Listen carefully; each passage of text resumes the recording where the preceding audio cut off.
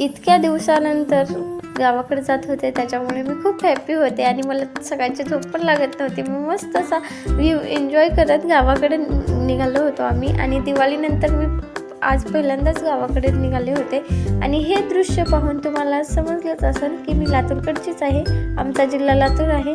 त्यानंतर या गंजगोलाईमधून तुम्ही कोण शॉपिंग केली आहे आणि काय काय घेतलं मला नक्की कमेंट करून सांगा. आणि त्यानंतर आम्ही परत पुढच्या प्रवासासाठी म्हणजेच आमच्या गावाकडे निघालो आणि सूर्योदय खूप छान झाला होता आणि खरंच मी तर खूप हॅपी होते. आणि त्यानंतर माझे पप्पा न्यायला आले होते मला. पहिल्यांदा आम्ही सगळेजण सासरी गेलो. सासरी आमचं घराचं काम चालू आहे, बांधकाम. याच्याच स्लॅबच्या कामानिमित्त आम्ही गावाकडे आलो होतो.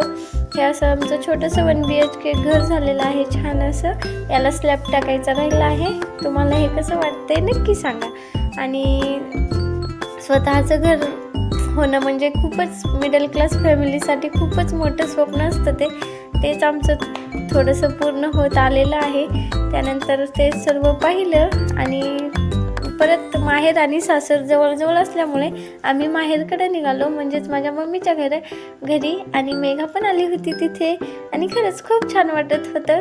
आता 2-3 दिवस मस्त असं गावाकडे एन्जॉय करणार. आणि परत आंघोळ वगैरे केली, फ्रेश झाले आणि मम्मीने सकाळी कणीस उकळलं होतं मकाचं, ते खाल्लं आणि थोडंसं वाडी वाळवण्यामध्ये ती मम्मीची हेल्प केली. आणि आमच्या नारळाच्या झाडाला खूप सारे नारळ लागले आहेत. हे झाड आमच्या अंगणातच आहे मम्मीच्या घरी.